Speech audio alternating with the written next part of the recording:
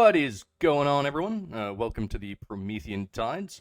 I'm General, and as always, I'm joined by Breaker. What is going on, Breaker? Welcome to the Waking Up Podcast. This is Sam Harris. Okay, brief housekeeping. It appears as though Bret Weinstein is now as dangerous to our democracy as Donald Trump, and he's a douchebag, and I also hate him. Yeah. Pretty much. I think he is Weinstein derangement syndrome, maybe. So we will get into that, and I guess we're also gonna get into a little story about Joe Biden and some classified documents. It's totally different when Joe Biden does it. When Trump does it, very bad. When Biden does it, not so bad. But thanks for joining us, and if you like what we're doing, remember to leave a like and a subscribe, and all those things, all the things that it helps the channel. If you like what we're doing, do those things. Okay, what the fuck has Alzheimer's Howdy Doody done this time? Did he leave some freaking nuclear launch codes on the counter of a fucking Dairy Queen before he turned around to do his Blizzard, like turn the Blizzard upside down shot for the camera? Is that what happened? Did he leave them next to the ice cream truck after he got his fucking rocket pop? Okay, well, I guess we're about to find out. So let's see, we're recording this on the 14th of January, 2023. And that's the same date that this article, I guess it was updated, so I'm not exactly sure when it was originally posted, but this is from NPR, right? Which is interesting. It's very interesting. And we'll get into that in a second, but it says, here's what we know about the classified documents found at Biden's home and office. Basically, Biden is facing a Department of Justice investigation after his lawyers found classified documents as Delaware residents. I think they found, I guess, like 3 separate stashes of various documents. I was browsing Poll earlier, and Poll said that apparently they found like some nuclear launch codes. Now, that's what Poll says. I tried to look that up. And I couldn't find it basically anywhere online.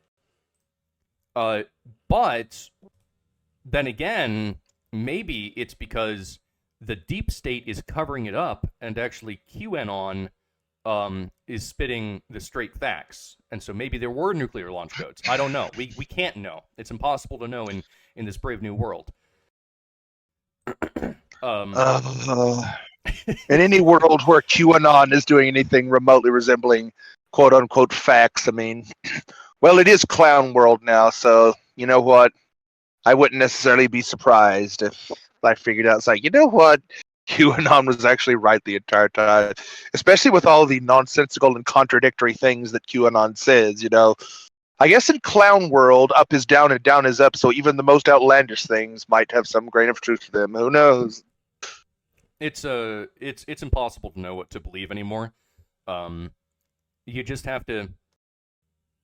The 5th generational information warfare. It's getting so intense. Memes or bullets. They're being thrown every which way. Propaganda is RPGs. AI is nukes. Just constant manipulation. You can't know what to believe because nothing makes any sense, and that's why you got to go with your gut. Whatever your gut tells you, that's the thing. That's why you got to go with the vibes. You know, NPR has their vibes. 4chan has their own vibes, very very different vibes, and you have to use your gut to just feel out which vibe is like more righteous, right? That's the world that we live in right now. Probably. I don't know. Maybe that itself is more information warfare. Who can tell? Everything's crazy. But let's see. So I guess it wasn't on 3 occasions. It was 4. But yeah, I guess 4 instances of classified documents, little batches of classified documents being found. And so apparently, like, one was in the garage, one was in a room adjacent to a garage, another was in like one of his offices. because the dude has multiple offices. Of course he does. And these were taken, at the time when he was vice president during the Obama administration. It's like, I guess if he took home documents as the president right now, that would be okay.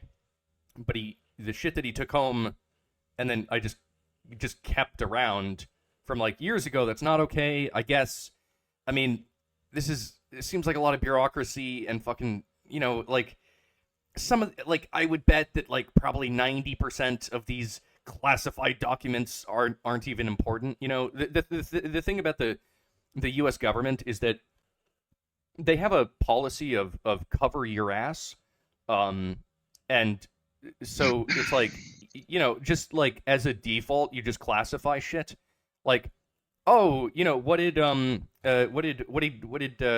have for lunch today? If there's a document on that, just go ahead and classify it. Like, why not? Like it's easy to classify things, and then it's classified, and then you don't got to worry about it, just in case. Cover your ass. So there's a weird convention around the president, especially. Like, you could look this up if you don't believe me, but there's actually a lot of things specifically about the president, regardless of who it is, that are considered classified information.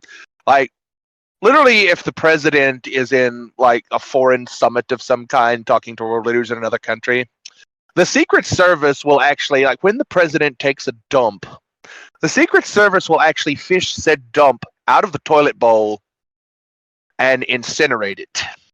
I am not making this up. I don't want to be the agent with that job.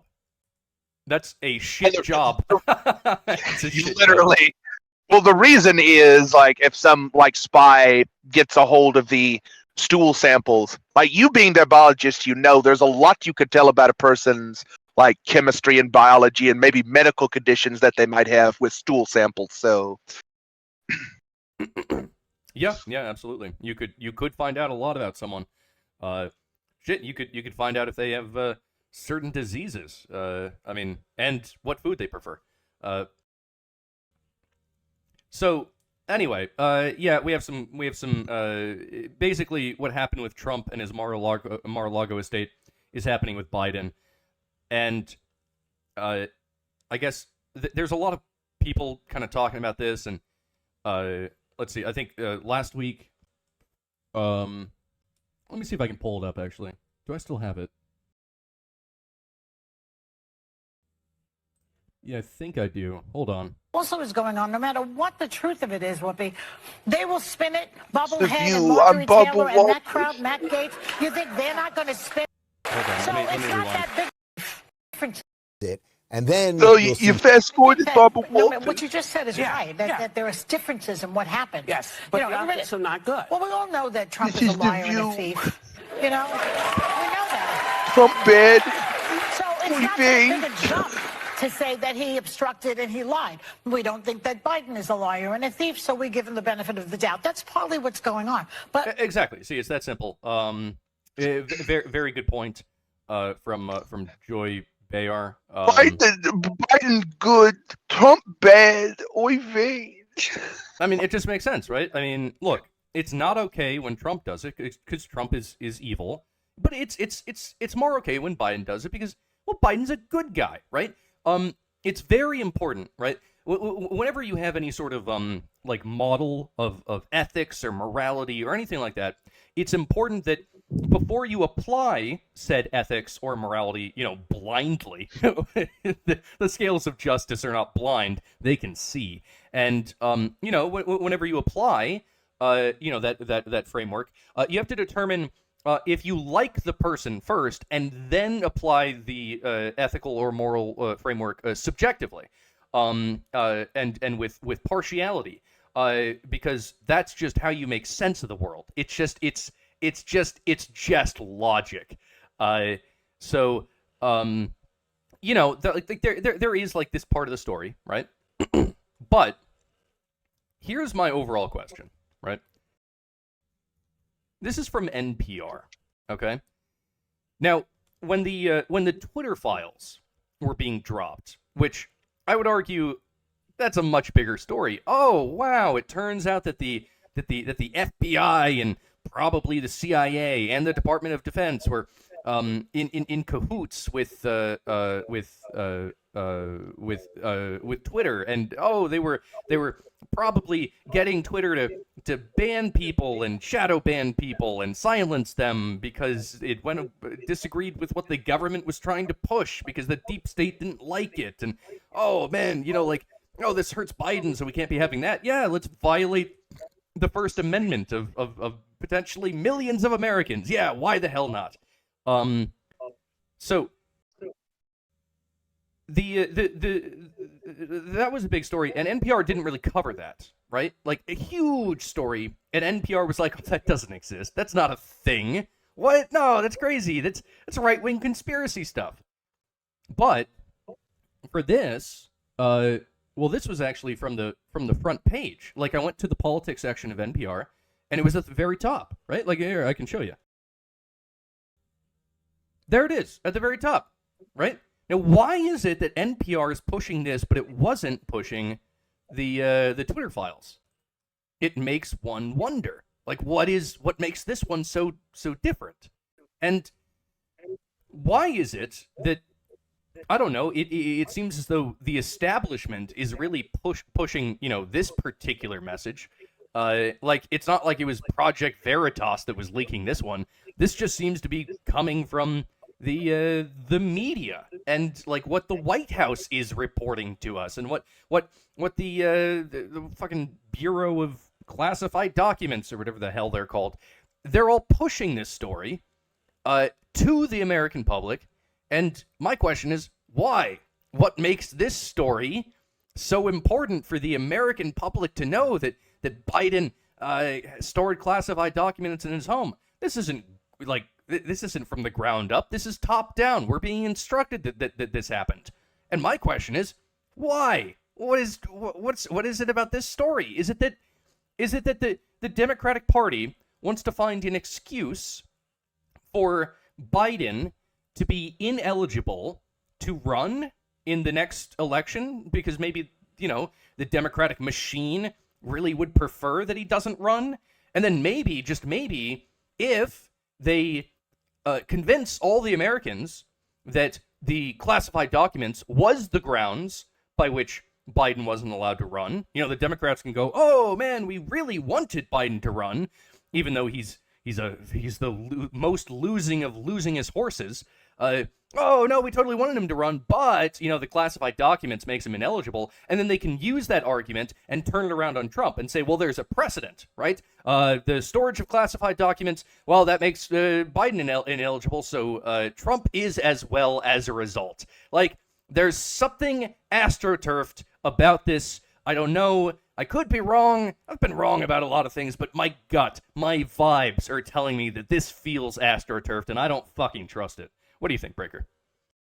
Come on, man. America, like, I'm a good dude. If there's anybody you can trust, it's me. Someone you can't trust is somebody like Corn Pop. Corn Pop is a bad dude. And you know who's even worse than that? Donald Trump. Donald Trump is basically the thing. My God, I didn't know that anyone could be worse than Corn Pop. That's a serious allegation and a very good argument. Thank you, Joe.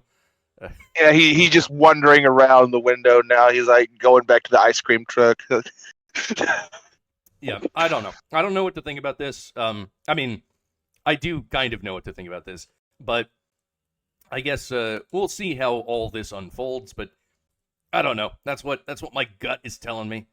Something about this is weird. It feels astroturfed, and I don't like it. Like, why is this on the front page of NPR? Right? They didn't touch the fucking Twitter files with a 10-foot pole, but this one, top of the page. Everyone needs to know about this one. Something is up. Something is up with this. They're never gonna turn out the Twitter files because all the fucking media journos, both big and small fish in that whole fucking pond, they're all fucking implicated in shit, and they all fucking know it. So they're just like, they're gonna keep pretending that doesn't exist. Okay, check this out, right? supposedly the first batch of classified documents were discovered by Biden's own lawyers, right? It says down here. They were found in, let's see, President Biden is facing a Department of Justice investigation after his lawyers found classified documents at his Delaware residence and an office in Washington, D.C., right? Wait a minute, Okay. wait a minute. Like, okay, his own lawyers. Yes. Do you know what this means? I think This I do. means that the only time that your lawyer can violate attorney-client privilege is if there is a clear and present criminal conspiracy. So the very fact that his lawyers brought this to light and they're not getting sued into fucking oblivion for breach of confidentiality, like the lawyers themselves know that this is implicating him in a criminal conspiracy. Maybe it could be that, right? I mean, I suppose maybe that's the simpler explanation, but also, look, as far as I can tell, Joe Biden is pretty damn corrupt, right? I mean, maybe that's just my feeling on it, but I think that there's a lot of evidence to show that he's pretty corrupt. Like his son was on the board of Burisma. There was like an investigator that was looking into this, and then Joe Biden literally publicly just on stage said, "Yeah, I got the investigator fired because I was like, hey, we're gonna deny you the $1 billion to Ukraine if this investigator isn't fired that is literally looking into my son on the fucking board of Burisma in the fucking Ukraine." I mean, like, oh well, that's I mean, he seems kind of corrupt, and I guess his lawyers aren't going to come out about this. His lawyers haven't come out about anything else. But with this particular thing,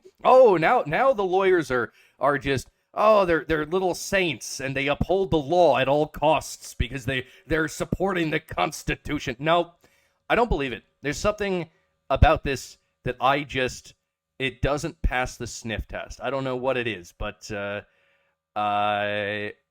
well, that's all I can say, right? We don't know things. All I can do is go by my gut. Although I will point out, though, that, actually, the second largest concentration of neurons in the human body is actually around your gut. It's like the second brain, right?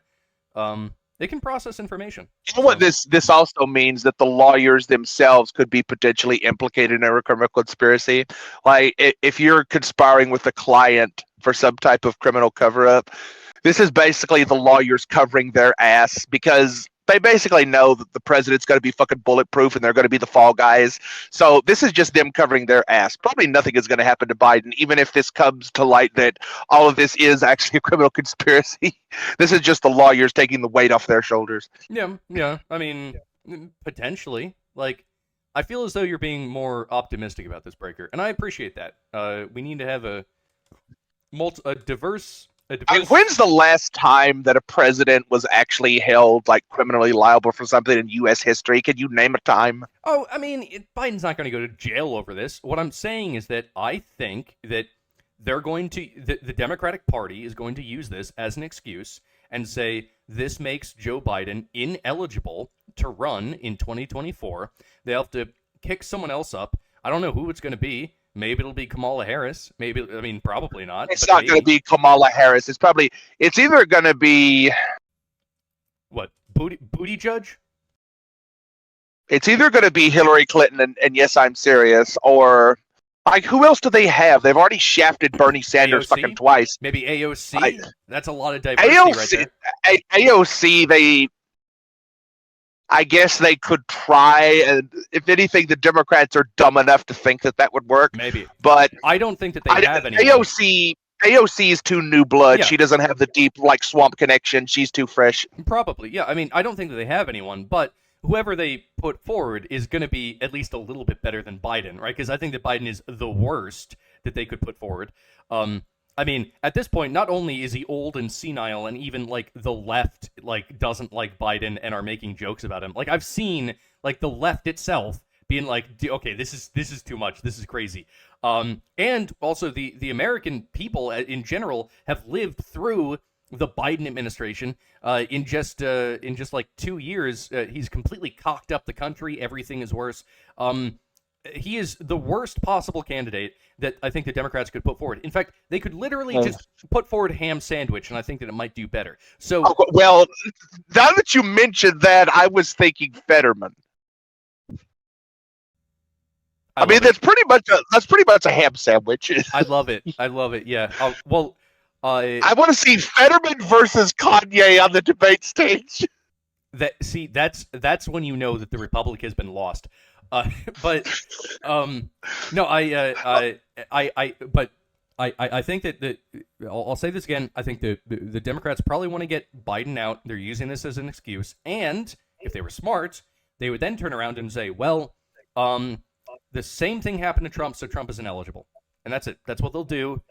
And I don't know. That seems like the logical thing that I would do if I was a self-centered and potentially evil bureaucrat in the Democratic Party that is trying to siphon the wealth out of millions of Americans for my own personal profit. Like, that's the decision that I would make, right? I'm just saying. But there it is. There's that story. Okay, I don't have that much more to say about it. It just that's a thing. That's a thing that's going on. Right. Either Fetterman or that black guy from Georgia, that communist black guy. I can't remember his fucking name, but you know the one I'm talking about. So, anyway, God. on to Sam Harris. Fuck it. Let Sam Harris run. At least he's intelligent. I mean, he sort of can be intelligent sometimes. I'll give that to him. Maybe he's too intelligent to be a politician. Like, he would use too many big words and confuse too many stupid people.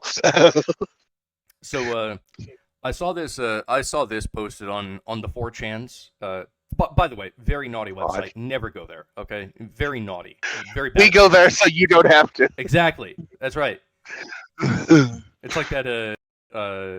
It's like the that CNN guy, and he was like, oh yeah, no, we're going through the WikiLeaks. It's okay for us to do it, but it's illegal for you to go through the WikiLeaks. Same thing here. It's not illegal for you to go on 4chan, although it may soon be. But no, we go probably illegal. It's illegal in some countries, probably. Definitely China, and probably soon to be Canada. But we go there so that you don't have to. That's the thing, right? Because we don't want you going on there. It's a dangerous place. So many naughty opinions. But I saw this post on 4chan. This is from this guy took some clips from a recent podcast that Sam Harris did, and this is from Alexandros Marinos, and he posted some clips. But then we can actually just go directly to the actual podcast. So this is he did a podcast with Uniting America with John Wood Jr., I guess, and he got to talking about the COVID-19 stuff and some shit about Bret Weinstein. So I thought that it would be valuable for us to just go ahead and give it a solid listen and hear what Sam Harris has to say, because I mean, Sam Harris, he's a public intellectual. He's a smart dude. He has a lot of respect, especially amongst more of the establishment types. So, like, whatever he has to say is clearly going to be extremely coherent and well thought through and logically consistent. And I mean, the guy's a neuroscientist, for the love of God, right? Like, I mean, he's whatever he has to say. I mean, he has a PhD. He's. I trust science. That's right. We all trust the science here, right?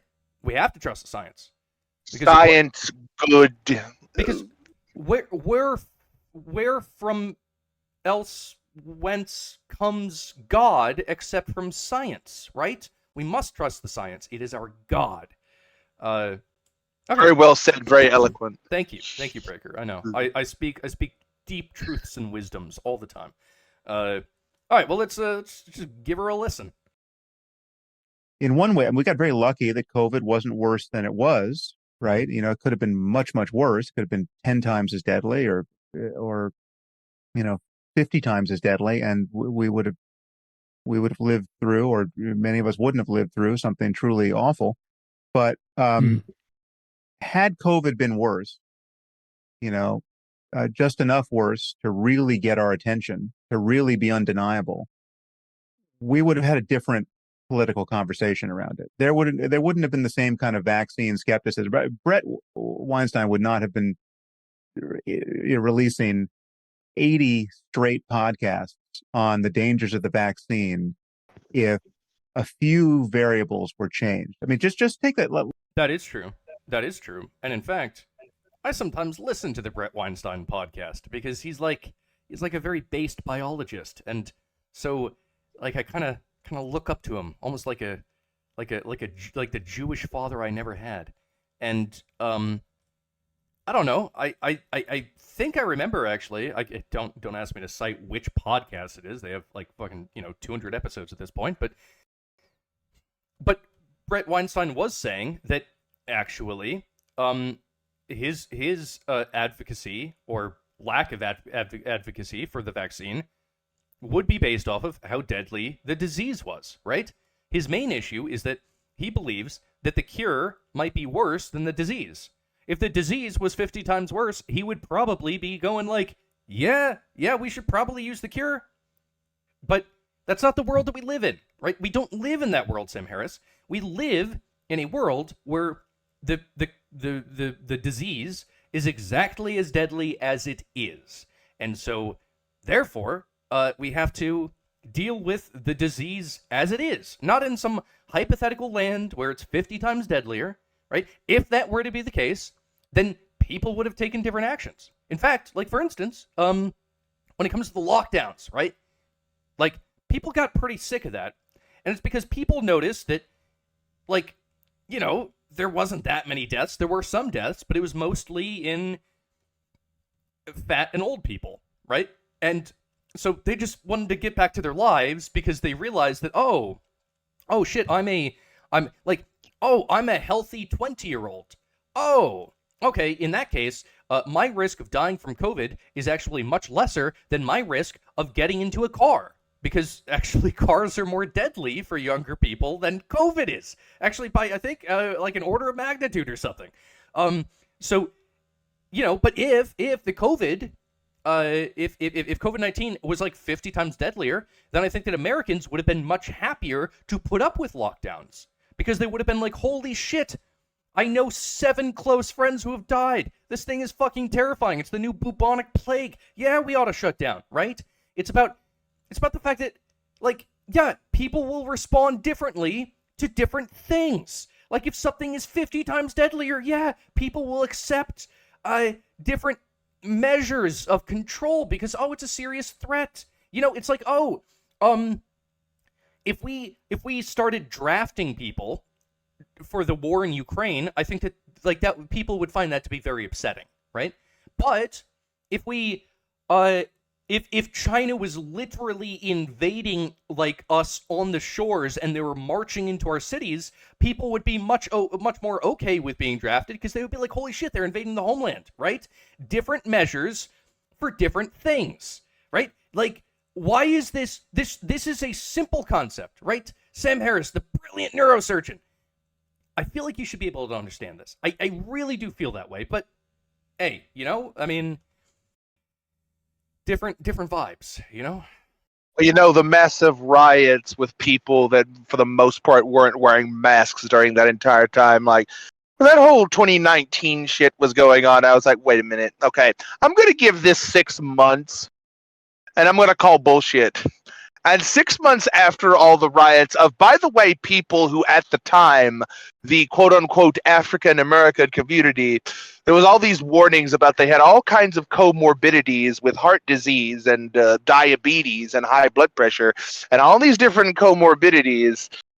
And even they didn't die and drop like flies after 6 months. And that's when I personally, this is not medical advice, by the way, but I personally at that point just like, okay, you're all full of shit. It just took that much. Because that was like a massive like laboratory experiment of real humans being in proximity to each other without masks.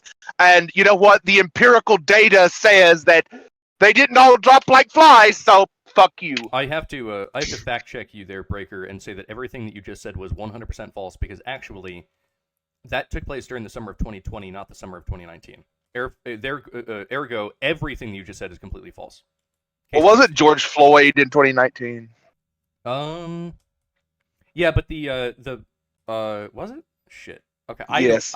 Okay. All right. Well, okay. Yeah, there were riots in 2019, but there were also riots in 2020, and Well, that just reinforces my point. yeah, They're not all dead. But there were riots in both instances, but COVID didn't hit until the beginning of 2020, so that's where you had the riots. Wait a minute. Where people started wearing masks. There's That's a different riots. COVID. No. What?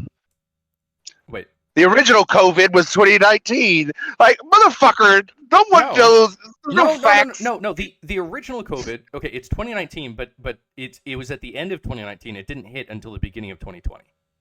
But there were riots in the summer of 2019, but there were also riots in the summer of 2020. I think it was so it they just didn't fucking stop. Was it 2019 that was the summer of love? I think it was. Anyway.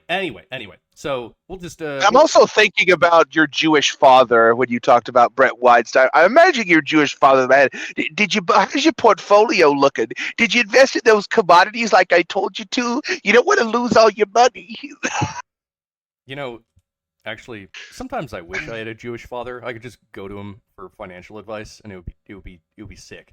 It'd be awesome. And legal advice. Yeah. Unfortunately, I have a Norwegian father, and he doesn't know shit about the stock market. God damn it. Well, he knows a lot about lutefisk, so if you ever want to cook fish in acid, you could ask him. He knows about this. I swear to God, my Norwegian father. I mean, he was born in America, but he's like 100%, Norwegian by blood, and he decided to take up a hobby. It's fucking snowshoeing. It's like, Jesus Christ, of course. It's in your blood to just like trekking around in the snow. Of course, that would be a hobby of yours. This is like that one time I knew a South Korean guy, and his father was like a businessman for a tech firm. He was a video game programmer. He played fucking StarCraft. He was a photographer and enjoyed karaoke. He was like a living Korean stereotype. Hey, the thing about stereotypes is that they exist for a reason. Let's keep listening. Leave COVID exactly as it is, but just make it preferentially dangerous to children rather than to old people. Right? You just flip that around, the variable of age. Then that's a big deal, because as a culture, we should be more concerned about children than old people, right? Old people have had their shot. They've already reproduced. Honestly, it's better, like, it sounds a little bit cold-hearted, but, shit.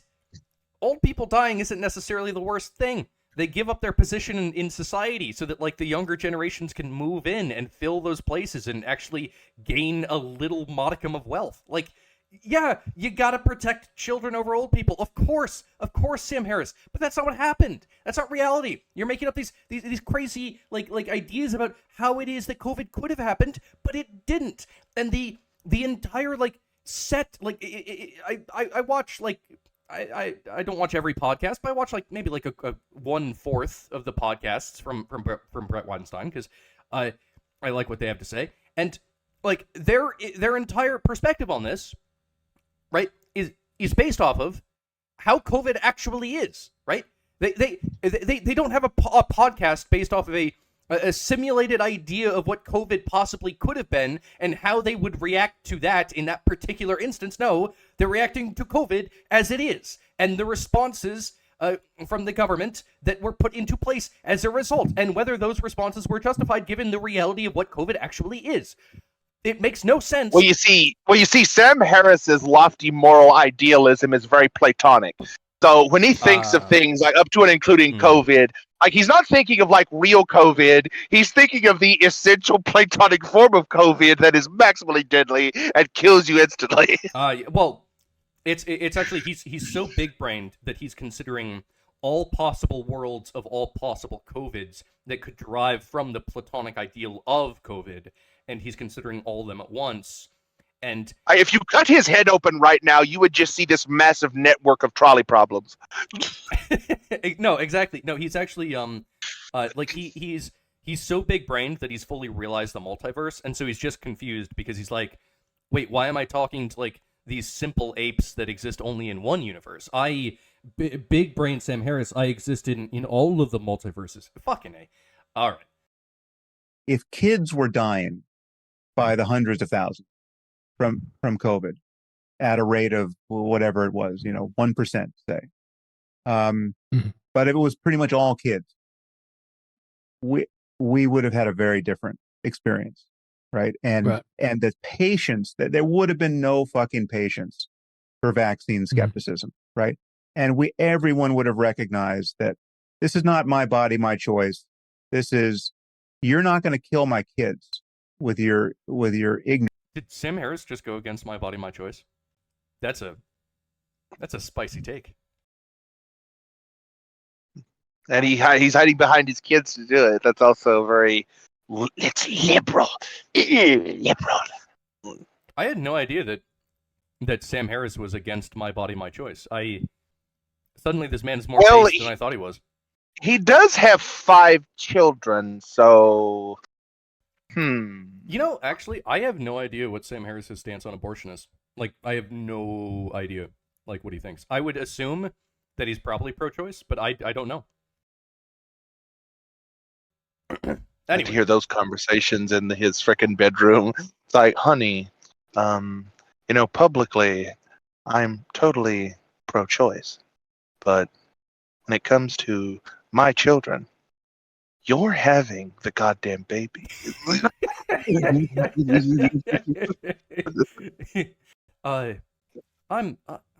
You see, I have a public-facing opinion and a private-facing opinion, and it's like my hero Hillary Clinton. Exactly, and they don't always agree with each other. So you're just gonna have to put up with that, bitch. Have the baby.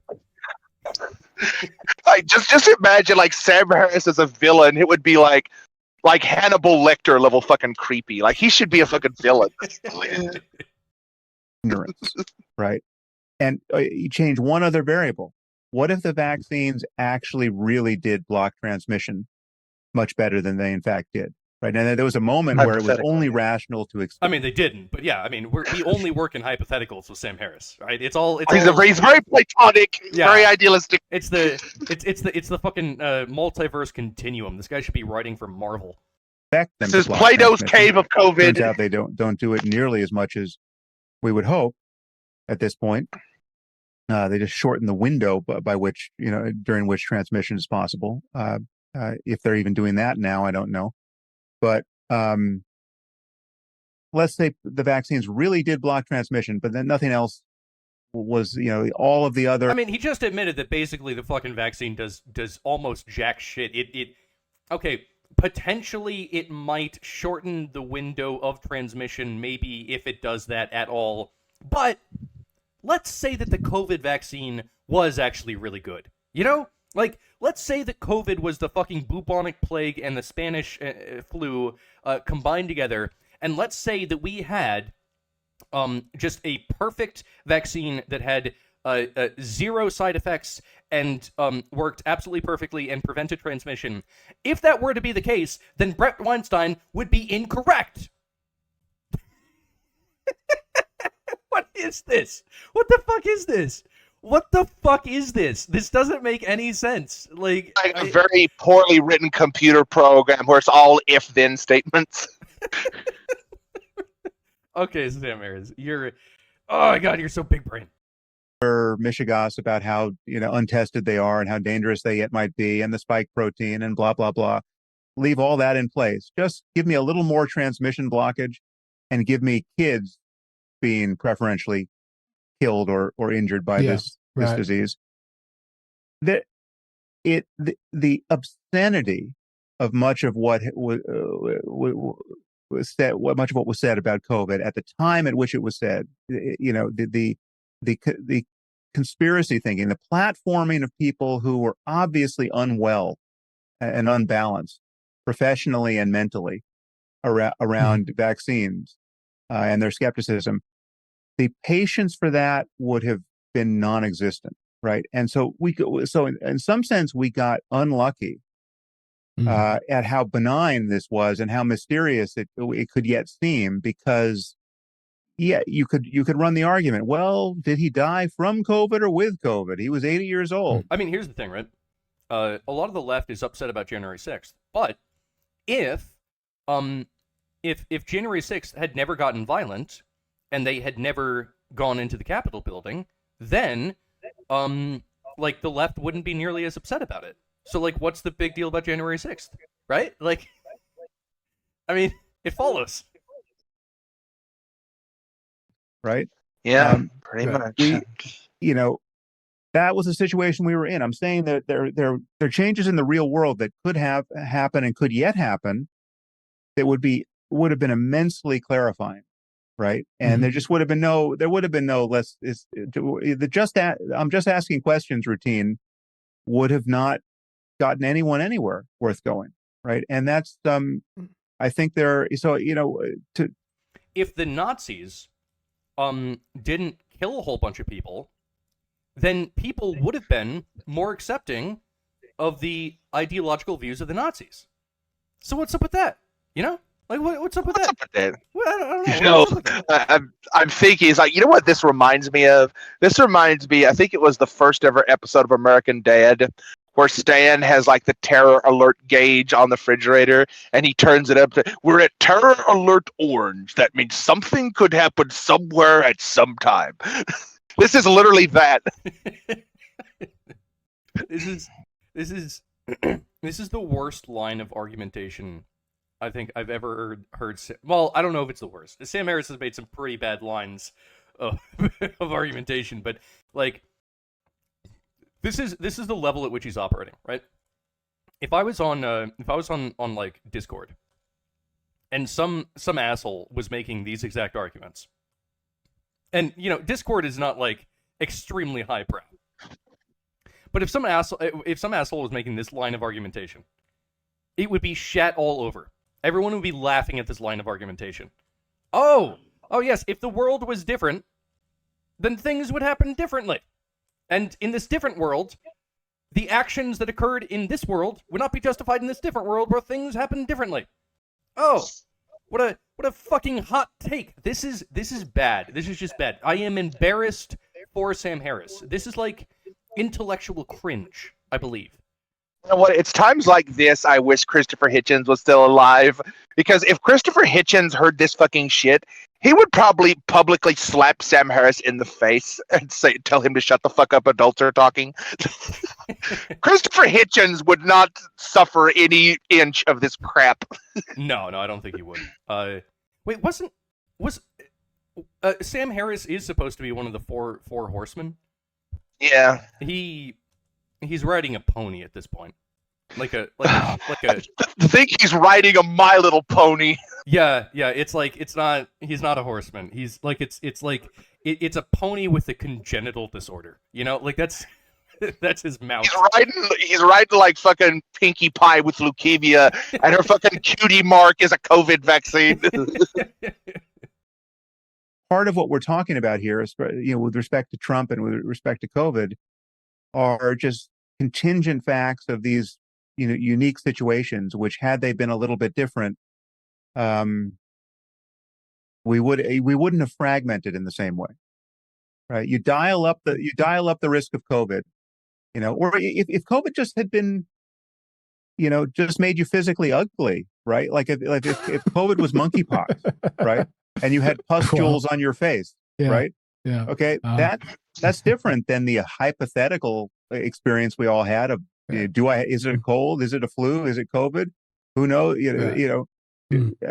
Like, if it only made the stupid vain people ugly, they would have taken the damn vaccine because they're so vain. Those are pictures of a worse, worse. I'm not saying I want any of that to happen. Had those things been in place, I just don't think we would have witnessed the same kind of shattering of our society around this particular variable. And again, so this is so fucking dumb. Like, if you could, okay, if JFK had not been assassinated, then American history would have gone a little bit differently. Oh. No. Wow. Oh shit, hey, here's the thing. If the British had won the Revolutionary War, then America might not exist. Huh. Profound. You know what this reminds me of? This reminds me of the episode of South Park with Captain Hindsight, where Captain Hindsight's only superpower was like perfect 20/20 hindsight. He only says like, "Hey, you should have done that. You could have done that. I would have done that," and that's all he fucking does. I mean, it's worse than that though, because Sam Harris isn't even talking about hindsight. He's saying, "What if the past was different?" Like, it's worse than that. Yeah, that shoulda and coulda, basically. Yeah. I pivot back to the possibility that if we could get a more normal Republican candidate who was not not Hitler. at the center of a personality cult built on misinformation. Oh yeah, Sam Harris. No, your side has Hat. no misinformation in it whatsoever. You are the arbiters of truth and justice, and we are just a whole bunch of fucking monkeys that just love our orange god, right? By normal, he means like an establishment candidate that would have like rolled over for Democrat crap. Like why can't we have a Mitt Romney? Where's Sam Mitt Harris Romney? At this point, I mean, Sam Harris at this point has publicly said like he wouldn't even have cared if. Like, remember when Trump said I could shoot someone in the middle of the street and no one would care and they'd still vote for me? Sam Harris basically said the exact same thing about, if fucking Hunter Biden had the corpses of children in his apartment, he still would have voted for fucking Biden. It wouldn't fucking mattered. Fuck it. Yeah, because for whatever reason, Trump University is a greater evil because Trump may have because that's a threat to his expert class credentials and his fucking ego. That's why he hates Trump University, really. Well, I mean, the thing is that it's possible that Trump kind of swindled some people out of money with Trump University, and clearly swindling some assholes out of money is a far worse evil than corpses of children. Right? We all know that. Oh, you mean like every university with the underwater lesbian basket weaving degree? Yes, that's going to be a very useful degree, and you're going to get a very lucrative career with that. You mean to tell me that's not a fucking scam? Fuck off. Yeah, that too. Oh, God. Sam Harris is so ideologically consistent all of the time. He just has a perfect internal framework that is definitely not contradictory. He is morally superior to you. He literally wrote a book on it. Like, his morality is the perfect secular morality. And if you read his morality book, it's not too dissimilar from this. It's like, there simply must be a better way. This needs to be addressed, but I won't address it in this book. I'll point you to these references of other philosophers that do address this, but I won't go into it here. It's like, really trying to keep that page count down for your sales numbers, aren't you, Sam Harris? Okay, so I will address this point that you made, Breaker. So this was the first time that I realized that Sam Harris was an idiot. It was when he wrote that book about I forget what it was called. It was like the moral landscape. Yeah, the moral landscape, right? And basically, he's argued this point on podcasts or whatever. This is from years ago, but he believes that you can derive an ought from an is, right? He believes that through science we can obtain morality, that an ought can be derived from an is. Now, for anyone that knows a little bit about philosophy, you'll instantly say, "Wait, what? You can't derive an ought from an is? This guy's retarded." And I agree. That's the entire point. For people who may be a little bit less familiar with philosophy, this is the argument. From science, we can at least get closer, maybe, to determining what is. So, we have discovered that, let's say, if you put nitrogen into fertilizer for plants, then plants grow more. And somehow from that, you can derive an ought. And I guess the ought would be that you ought put nitrogen into plants. But at no point does the science actually say anything about that. It just says what is. Like, if you put more nitrogen, then you increase the growth rate of plants. You see, that would kind of come down to like at least a pre-rational type of desire. It's like, I personally think I ought to fertilize these plants more because these plants, for whatever reason, are important to me, whether as food or as right. flowers or but something. that's beside the point, right? Because the thing is that nitrogen increases the growth rate of plants in general, right? So, if you say, okay, we ought just pump the world full of nitrogen, well, then you have algae blooms. That would have consequences, yeah. Right? Because algae also needs nitrogen, and if you put a whole bunch of nitrogen into the wastewater and you just pump it out into the oceans, you get algae blooms. They suck up all the oxygen, and then the fish die. Right? You cannot derive an ought from an is. It's not possible. And yet Sam Harris said that you can. And he's never really been able to back it up. I mean, And when he was challenged on that specifically, and someone actually brought up the Hume's guillotine, which is the is-ought distinction that you're describing in philosophical terms, his answer to that, I remember this distinctly, was like, well, people are just reading too much Hume, so you need to read less of that philosopher and more philosophers that I agree with. Pay no attention to that man behind the curtain. He literally fucking said that. It's like if I were to come out and I were to say, I don't believe in math, and then someone was like, yeah, but like Plato,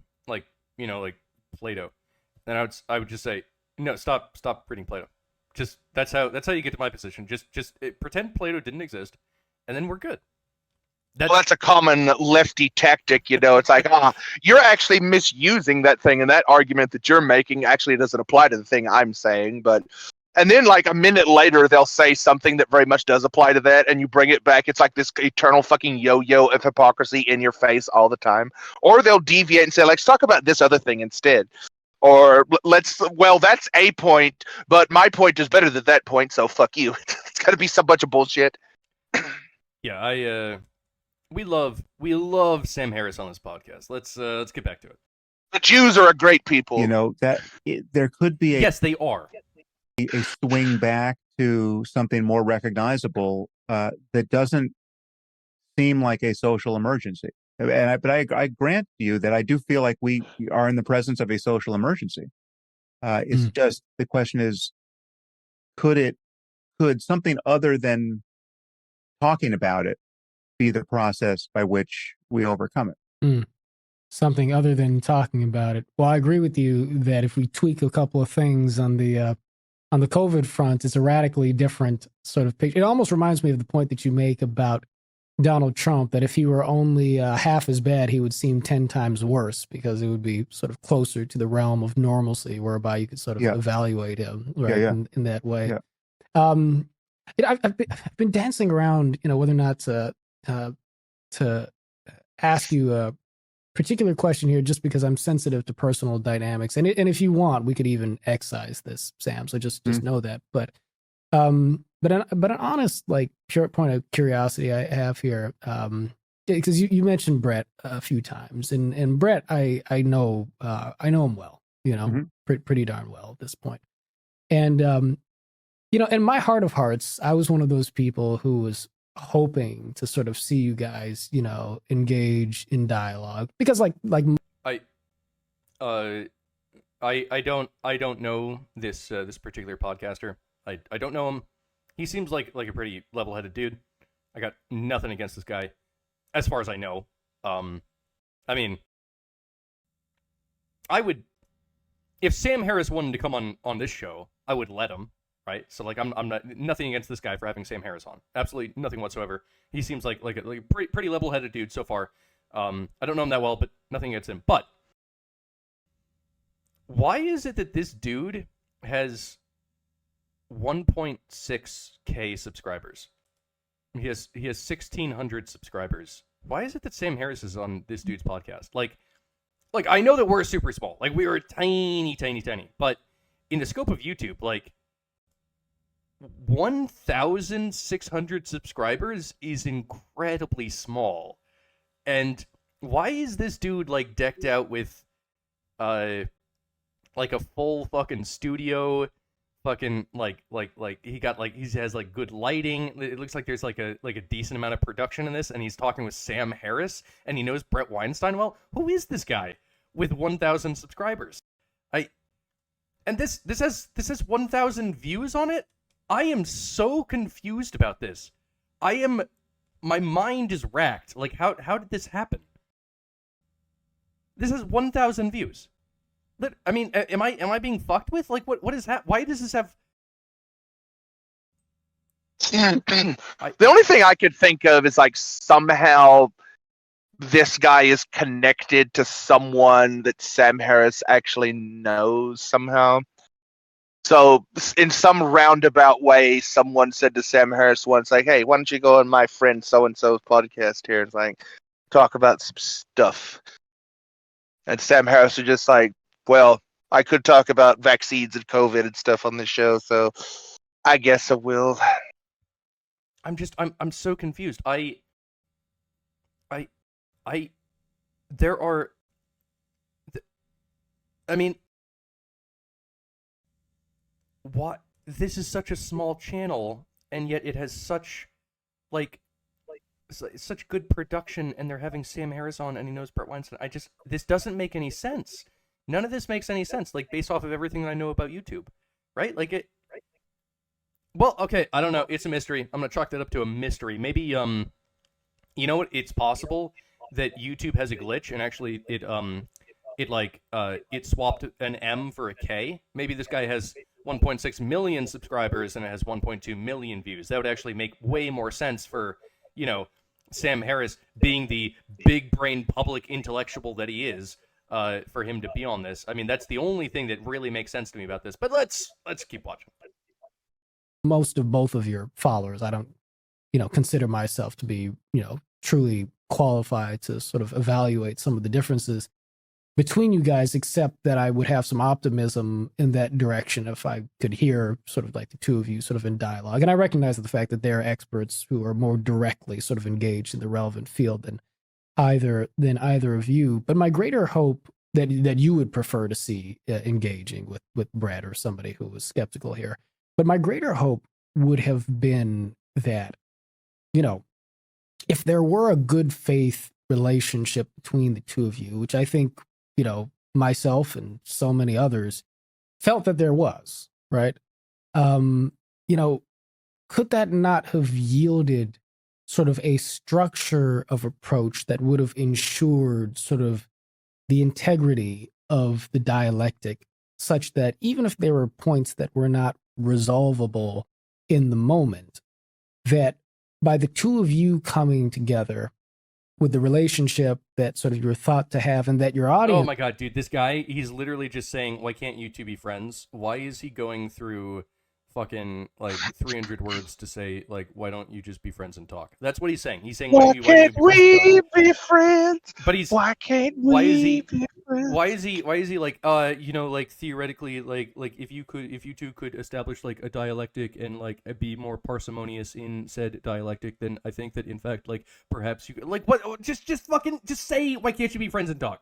Just say the thing. Why do we have to take a simple sentence and turn it into a book with lots of big words that says the same thing?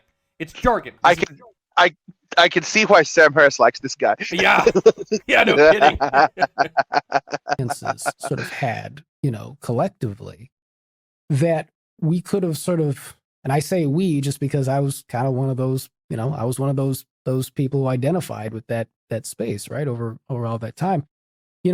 Could we not have handled that in a way to where we could have done just sort of what you and him and Peterson and others did over the course of successive conversations on other admittedly less immediately sort of consequential topics, whereby... Jesus Christ, this guy sounds more timid than Lex Friedman.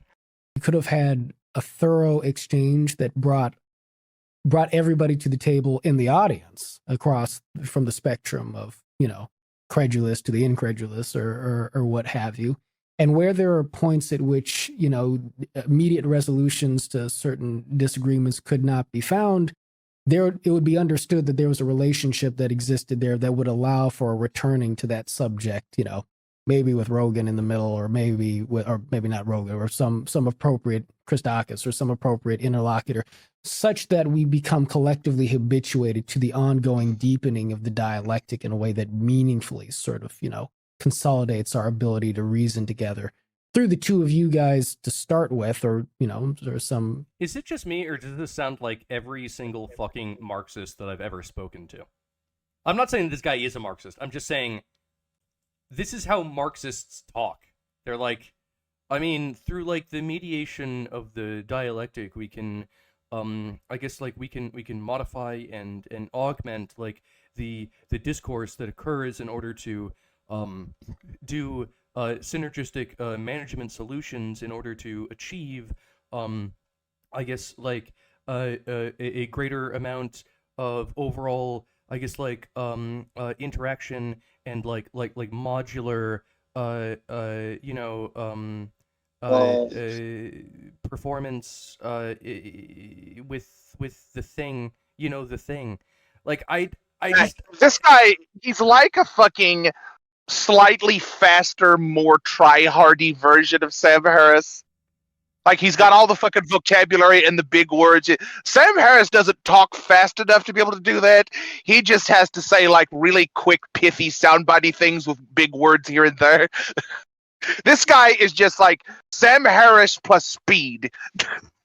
I don't even know. I don't know who's better. I mean, look, I don't know anything about this guy. I don't know a single thing about him, but I find his way of speaking to be dull, and overly, I guess, like academic. I guess like it's too many big words, to the point that basically you're attempting to obfuscate your point, in the way that you're constructing your sentences, right? Like, I could say that oh, I stepped in dog shit. I could say that. Like, that is something I could say. But instead, perhaps I could say that I inadvertently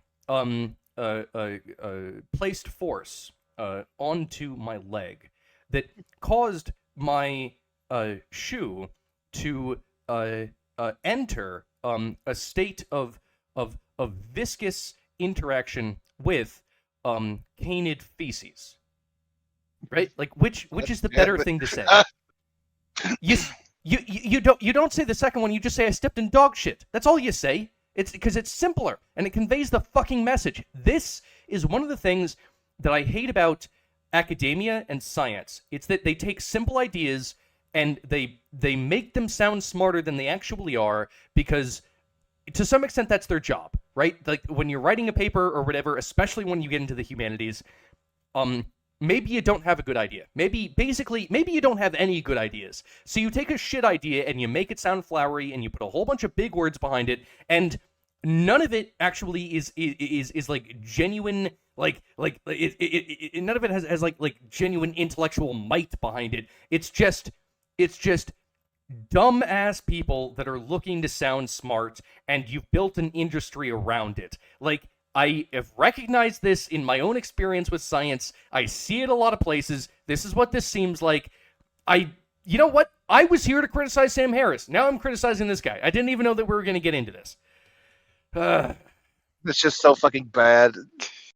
It's just so similarly fucking interchangeable figures, precisely because the rarest sort of element here that would typically be absent in another context, if you were bringing in a panel of more relevant experts, is present here. Just that's keep actually going. The quality of social trust, social trust from the audience going in both direction, not just one group of partisans, Sam Harris partisans here, one group of Bret Weinstein partisans here, but a diverse audience that actually has respect for both figures, and a sense of solidarity sufficient to sort of allow for that process to unfold in that way, and other folks. And it's not to like try and make you feel bad or this, that, or that. I feel like I have a deep sympathy with the position you found yourself in, but just as we find ourselves in this moment where we've got a couple more years till 2024, the world, we dodged a bullet last time, it seems to me. It could easily possibly. No, we dodged a bullet, but in the multiverse, actually, many of the bullets hit us. So did we really dodge a bullet? We have to consider the multiverse scenario here. Yeah, this is the patented leftist 180. It's like, oh, we dodged so many bullets, and Sam Harris is like, coulda, shoulda, woulda, so many bullets hit us in an alternate universe. But this guy's like, well, in reality, you see, we dodged a lot of bullets. It's like, they don't realize how this contradicts. You see how they're blissfully unaware of this? We should, I want to start referring to, like, Sam Harris as, like, Dr. Marvel Harris, because he understands the multiverse. Possible that make a meme of him in like Doctor Strange's in a worse way outfit next time around. This is the lightning in the bottle that I think at Braver Angels we're kind of trying to recapture. And I'm just wondering, in retrospect, do you think it's possible that something like that could have happened that would have worked? Not probable, but possible. Well, yeah, I mean, anything's possible. I just think I can tell you why it didn't happen from my side. I mean, I was not. The COVID was, and and vaccine boosterism was not my hobby horse. I think I did, sure, a couple of podcasts on COVID early on, just to try to bring on relevant experts to figure out what the hell was going on at each stage at which it seemed like there was new information. The relevant experts, yes, of course. You know what? I absolutely would trust Sam Harris's. Dr. Marvel Harris's. Selection of said COVID experts. Yes, I'm sure he probably wanted to bring on Dr. Fauci to tell him all about how it is that COVID would progress. The experts. Because if there's anything that we've learned from the entire COVID epidemic, it's that we need to trust the experts and the science. Yes, this is collectively what Americans have learned from this entire fucking debacle. I think Sam Harris pretends to be an atheist, but in his closet there's like a shrine of Fauci, and like every time he gets off the show, he goes into the shrine and lights the candles, and he's like, "All hail science! All hail the great and mighty Dr. Fauci, embodiment, living avatar of science." Science is our god. Science is our god. A guy from Johns Hopkins, very early, like just when it was kicking off in March. I believe it was in March of 2020, and then I brought on a few other experts,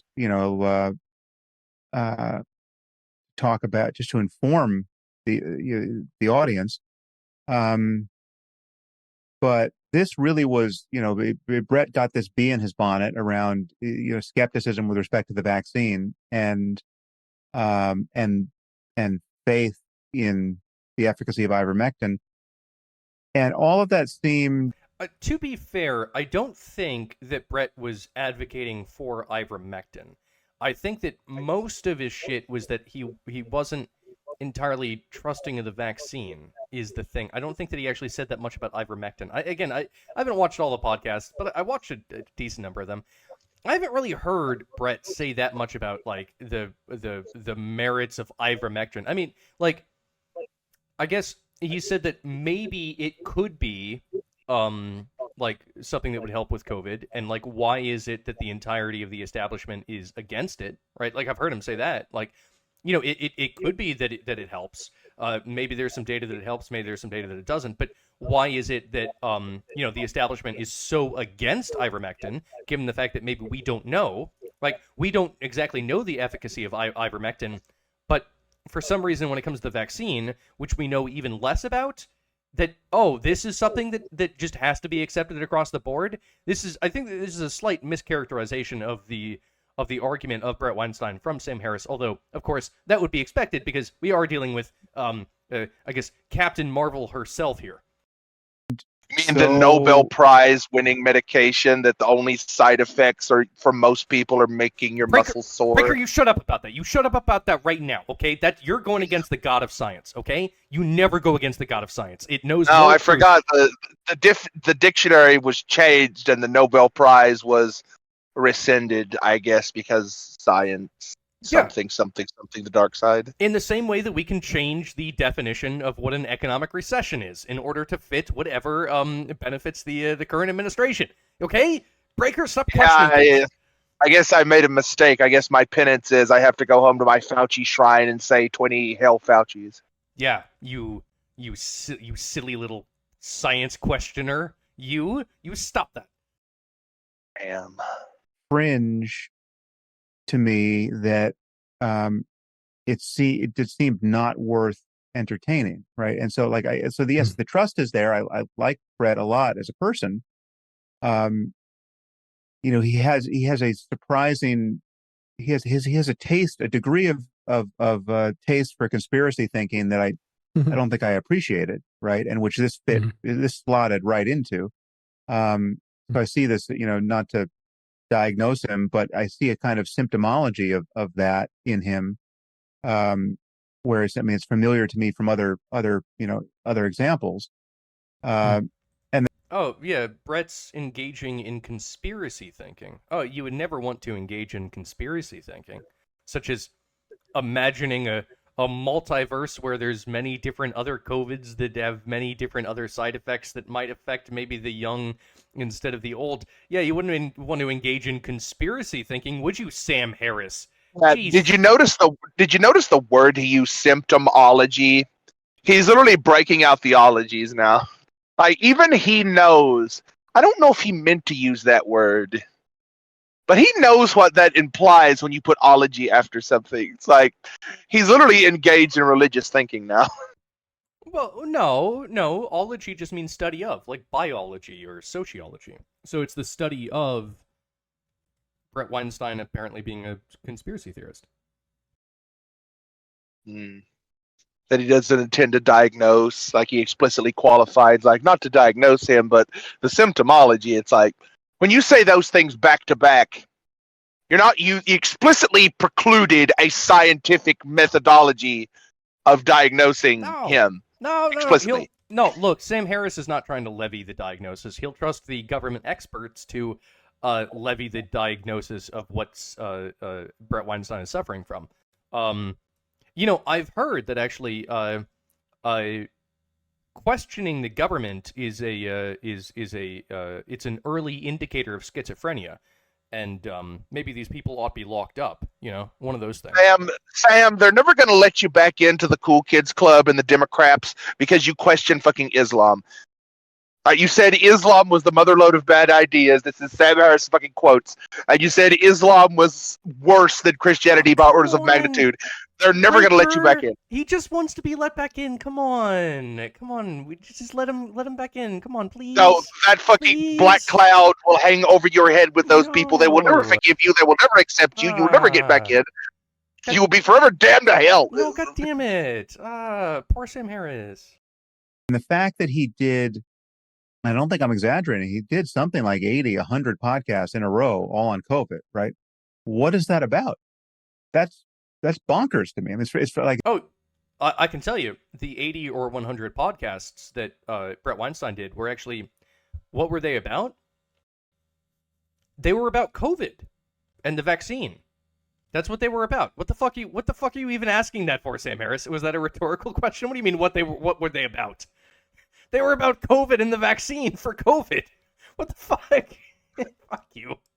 Because it's uninterpretable to me in terms like that given who he is as an intellectual and given his expertise in one area and his lack of expertise in this area, that would be the thing he would do 80 to 100 podcasts on. I mean, it's just... What is his lack of what is Bret Weinstein's lack of expertise here? Seriously, what is the lack of... Okay, he said that he has a lack of expertise. In what area, right? Well, Bret Weinstein is a biologist, but I guess he's not the super special, ultra mega type of biologist that specifically talks about things like this. Much like Sam Harris himself, Sam Harris isn't even technically a biologist. Like, he's like a super specialist of the brain and neuroscience. But he's not an epidemiologist. Like, why is he talking about this if this is the standard? Very mysterious. Yeah, I don't know. Like, Sam Harris actually shouldn't be weighing in whatsoever on this because he doesn't have the the correct acumens and background. He doesn't, right? Like, okay, at least look, Bret Weinstein. I'm not saying that he's let's say, like, obviously, ideally, we would want to be speaking to the, a spokesperson from Pfizer. Like, of course, that would be the head authority that we would want to be speaking to. But at the very least, Bret Weinstein, I mean, he has a PhD in biology, specifically evolutionary biology, and that actually gives him some insight as to, like, how viruses operate, because viruses tend to evolve, right? They do tend to do that. So at least Bret has some amount of insight into this, whereas Sam Harris is sitting here and he's going, Sam Harris with his degree in evolutionary biology, he doesn't know anything about pandemics.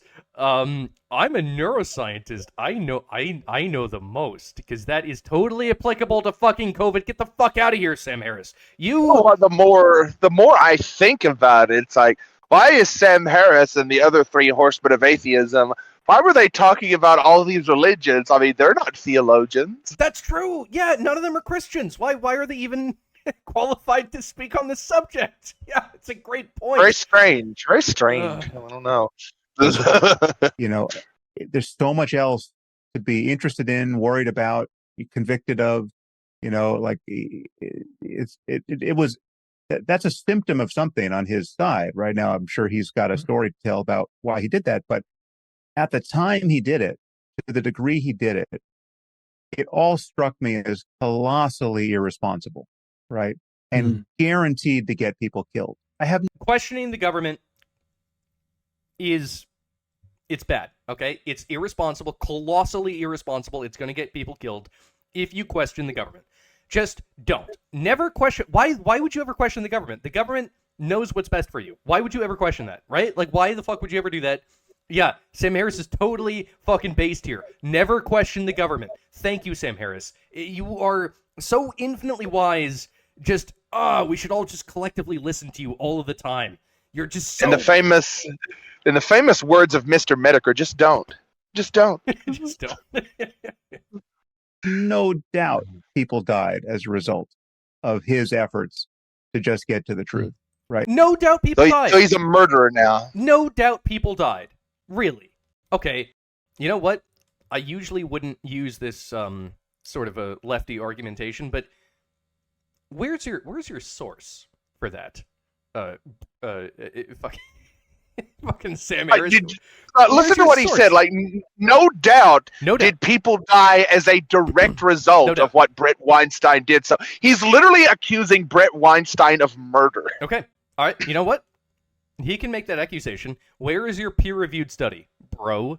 Hey, bro, where's your peer-reviewed study that backs up that claim? I want a peer-reviewed study right now. Not even that, just one piece of evidence that draws a direct causal link. Like, an accusation of murder is pretty fucking serious. That is a big deal. Yeah. Yeah. I mean, does he have any evidence to provide? Like, even a shred of evidence? Shit, you know what? You're right. It doesn't have to be a peer-reviewed study. Just give me, like, I don't know, a fucking tweet or something where someone was like, oh no, my friend listened to Bret Weinstein and then he died. Like, where is any of this? Where is your proof, an accusation? Bro? That's not even evidence. What you would need is like something from Bret Weinstein, preferably wearing a mustache and a black top hat, laughing maniacally, saying, yes, they will listen to me, and they will refuse the medication, and then they will die, and I will be the one responsible. My evil plan is complete. You would need that level of shit to prove what he's saying. I genuinely thought that the moral landscape was the biggest intellectual turd that Sam Harris would ever drop on humanity, but this might top that. I'm not saying that it does top that, but I'm saying it might. It might. This is a contender. In all fairness, this is just rhetorical claptrap of a very lowbrow nature. Yes. I mean, I'm not one to expect any better from Sam Harris. Like, after the fucking, I would rather roll the dice and have a random American become president than Trump. That was the beginning of the end. That was the first of many nails in the coffin from my perspective of his credibility whatsoever. But we need to keep in mind that Sam Harris is a big brain public intellectual. So I'm certain that there is some sort of deeper meaning behind what he's saying. We just need to contemplate it deeper. Let's go deeper. Right? Like it Yeah. may seem like a harsh thing to say. It is just based on just pure statistics. It seems like I would bet. Really, based on pure statistics, how many people have died as a result of the vaccine? Sam Harris. If we're going to do things based on pure statistics, how many people have been killed? Shit. I don't want YouTube to get angry with me. How many people have been accidentally non-existed by the Fauci ouchie versus how many people have been accidentally non-existed by Bret Weinstein? Purely statistically speaking, okay, if we're going to go with this purely statistically speaking nonsense, which is the greater number, Sam Harris? An open question to you. What the fuck? I'd bet The world everything may I never know. own, and I would just double or nothing. That's the case, right?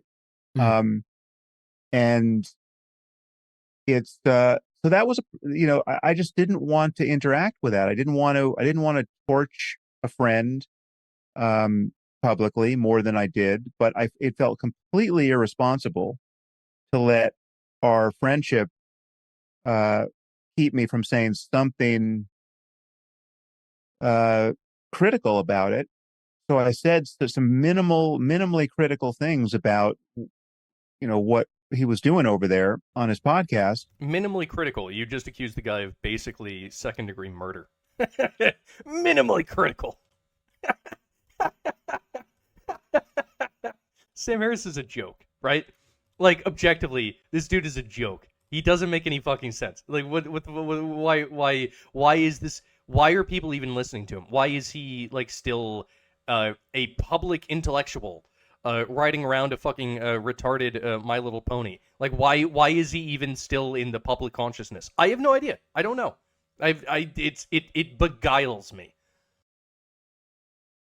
And I brought on some people to counter message a little bit, but I didn't see the to dignify it as a debate seemed to play into the irresponsibility of it. And what's more, I just don't think it would have worked. First of all, I just freely admitted at the time that I was the wrong person to have that debate. He was the wrong person on his side to have the debate. I mean, it's just it made no sense to me that it was him doing that. But even if he wanted to put himself up as the person to represent the vaccine skeptic point of view, again, you need immunologists and immunologists and probably some sort of spokesperson from Pfizer in order to get to the actual truth, right? Like, look, we all implicitly trust Pfizer just as much as the government, maybe even more, because they have our backs. They have our best interests at heart. Of course, yeah, Pfizer, the multinational pharmaceutical company. Yes, of course. And the government, yes, of course. Yeah, we love the government. The government is always your friend. Yes, we need to have these government certified, pharmaceutically certified experts in here to tell us what the truth is. Thank you, Sam Harris. God, you're a paragon of just getting down to the truth and really questioning the system. It's just, God, it's brilliant. Just brilliant shit all the time from Sam Harris. Everything that rolls out of his mouth is just so good, so poignant. Neurologists and epidemiologists on the side of debunking all of that. And it's also deeply unfortunate that our institutions and our scientific journals covered themselves in shame all the while that was going on. Right, you got people, you got epidemiologists by the thousands signing letters that Black Lives protests are okay, Black Lives Matter protests are okay, and right wing protests aren't. As if by magic. And so, wow, he actually admitted that. I mean, that's actually, incredible. That was actually kind of based. I mean, I'll give credit where credit is due. That is actually based. Yeah, I mean, so he's the last person I would expect to hear that from. Yeah, me too. Center of that storm, Bret set up shop as a debunker of everything institutional. But this taste for contrarianism is its own pathology. I mean, the non-expert contrary position is usually wrong, right? For good reason. Because Okay, yeah, 100%. Usually, the contrary perspective is wrong. Of course. But that's also how science operates, right? Like, ideally, science always has contrarians. And the thing is that even if 90% of the time the contrarians are wrong, and maybe that's true, 10% of the time the contrarians are right. But that means that the entire establishment is wrong.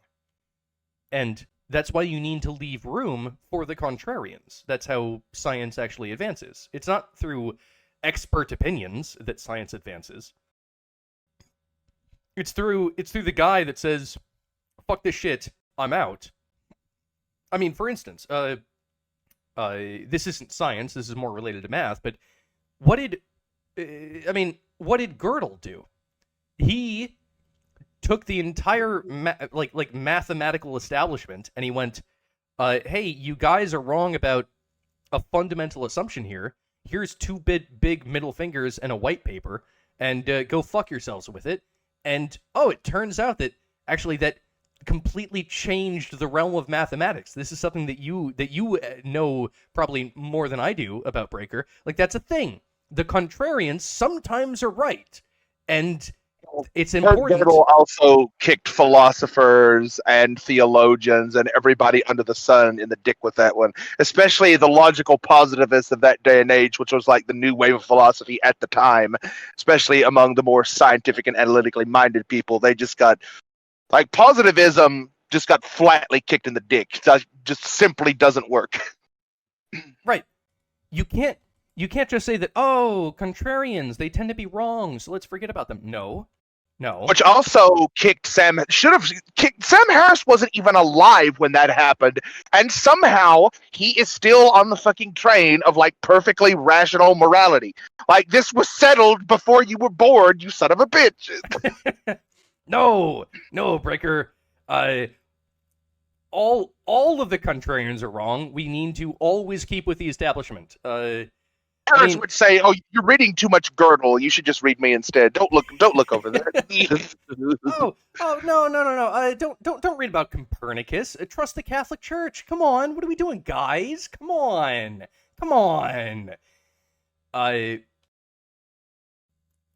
Sam Harris is an absurd person. I love him because it's like the same way that you can love a clown, right? Like, he's literally a fucking clown. Yeah, no, and it's entertaining. It's like this. Actually, I do appreciate Sam Harris because right now, he is providing content to our channel by being such an absurd clown. He's giving us content. I do appreciate Sam Harris in this degree. It is excellent. Thank you, Sam Harris, for providing us with content. Thank you. Sam Harris, king of the COVIDiots. There you go. Because you just have to look at the meaning of those words, right? I mean, like, if you're going to go against the consensus of the people who have taken the time to understand a certain domain of facts, and if you live outside that domain as a non-expert, the house is usually going to win there. You're playing a game of roulette, right? And in this case, we're playing a game of roulette with people's lives. So I viewed it. I mean, it's looking like a true Jew.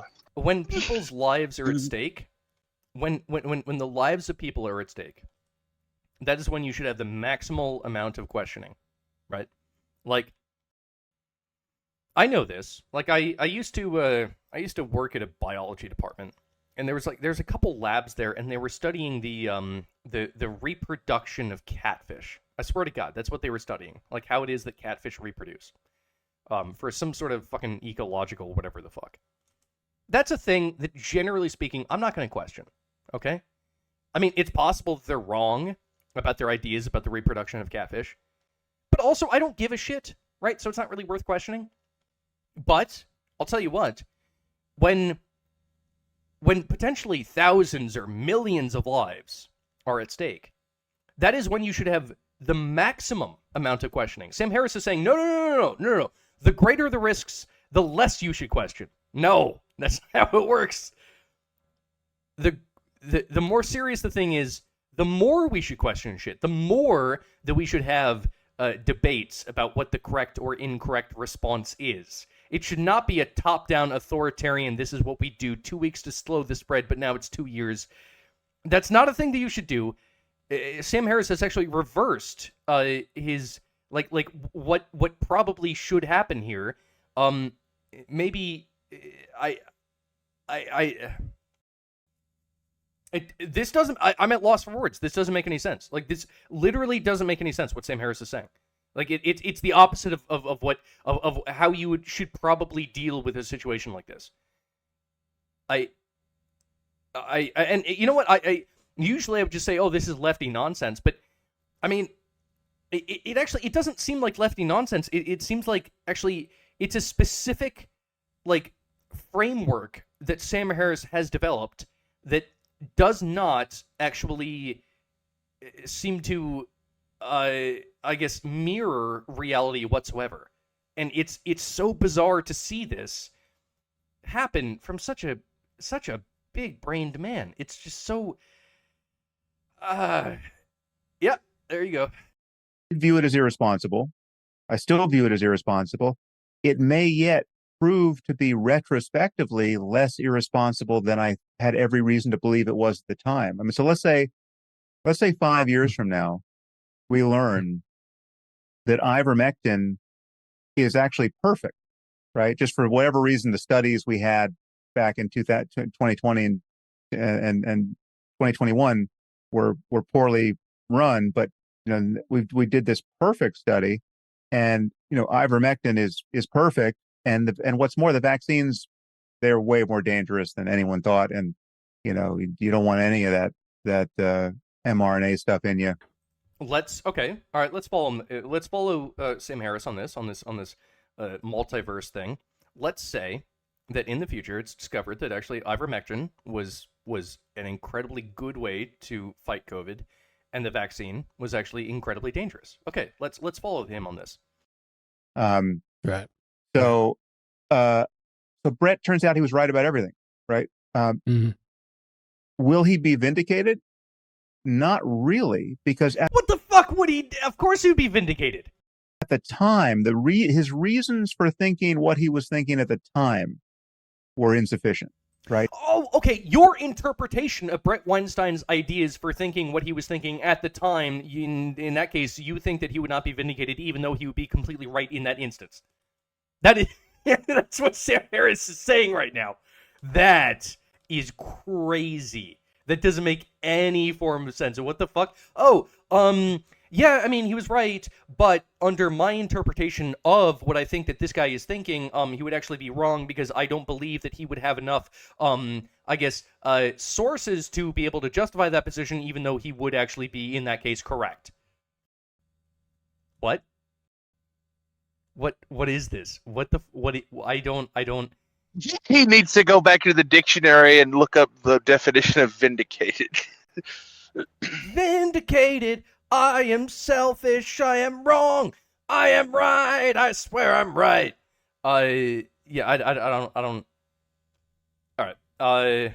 I can't stand much more of this. We'll listen to a couple more minutes, but I think that we're gonna draw this to a close, because this is giving me a fucking aneurysm. Listen to Sam Harris. His conviction at the time was bizarre. I mean, he literally called the vaccine the crime of the century, right? And predicted that millions of people are going to die from it, right? If millions of people do die from it, it's still true that at the time he said that, it was a deranged and deranging claim, right? But if he was right, then he recognized something that you didn't, Sam Harris. He recognized something that the government didn't recognize. Do you think that he reached that claim randomly? Like, this is what Sam Harris is postulating, that that Bret Weinstein reached the claim that he did completely at random, and that that it doesn't validate him, because he flipped a coin and he was like, is the vaccine good or bad? And it landed heads, so therefore the vaccine is bad, and therefore no, that doesn't vindicate him. No. Is it possible at all, Sam Harris, that Bret Weinstein identified something that you yourself don't understand, right? Because again, Bret Weinstein is more of an expert than you. He's an evolutionary biologist. What are you, a neuroscientist?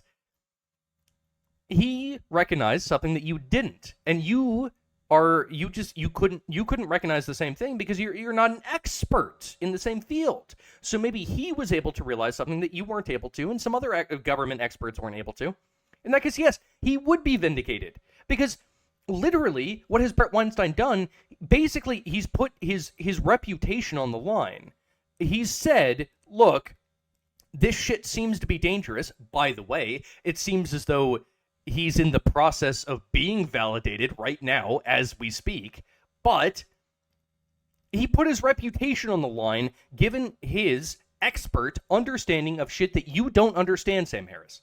So I don't understand how it is that you can say that oh no, it was just he reached the conclusions wrongly. How would you know? We're all about expert fucking opinions here with Sam Harris. How would Sam Harris know if he reached those claims legitimately or not? This is like honestly, Sam Harris is contradicting his own internal schema. He's contradicting his own tautology. Like, this is like philosophically speaking, this is hollow and bankrupt. What Sam Harris is speaking here, it doesn't make any sense. Like, fundamentally, this is Sam Harris is a clown. I will once again say that Sam Harris is being a clown.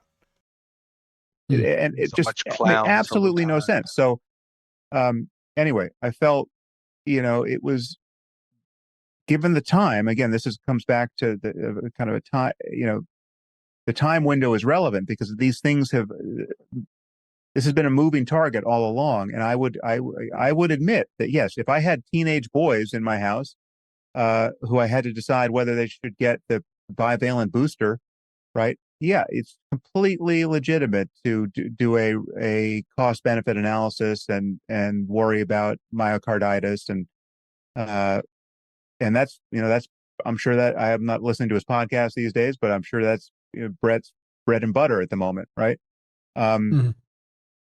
We probably agree about that, but at the time, what he was doing, Wait a minute, a that year and a makes it even half fucking ago, worse. I viewed it. Nothing that Sam Harris says makes sense. At this point, I've given up.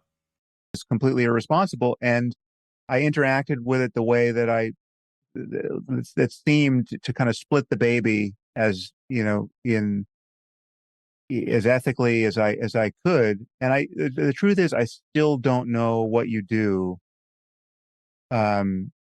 when someone you have a social relationship with, however close,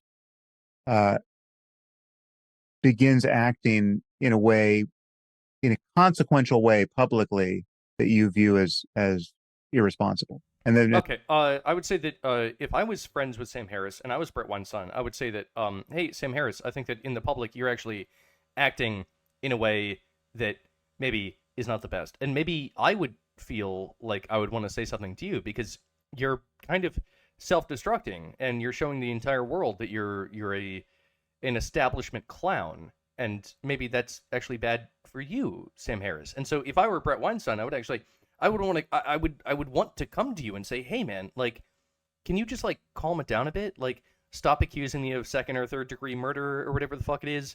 And like, maybe stop like postulating all of these like multiverses where things could have happened but didn't. Like, maybe you can actually just come back to the table, get rid of maybe some of your Trump and Weinstein derangement syndrome and just like be a rational fellow. Like, I would feel the want to do that with you, Sam Harris, if you were my friend. But you do you, Sam Harris. Fundamentally, you do you, and I want you to do more of this because it provides more content for this channel, and I like it, and it's good. This is great shit. Like, oh my god, I can shit upon you so much, Sam Harris. Keep doing this. Keep doing more of this. I want more. I want more all the time. I want you to release a new thing every week so that I can go through your bullshit every week and just critique you and just say that you're a clown car. You're a clown car of a human being. there's so many weird fucking ideas packed inside you, and none of them make any sense together. It's amazing to just see it all come out at once. And that is to say that we here at the Promethean Tides, we love Sam Harris. I think that's probably a good enough point to end it. And with that, hey everybody, if you made it this far, you are the true MVPs. Thank you very much for listening. Remember to leave a like and a subscribe. And any closing words, Breaker? Share the video and hit the bell, because every time you ring the bell, Sam Harris makes another round in his clown car juggling various vaccines out the top of the sunroof. So, all right. Peace out, everyone.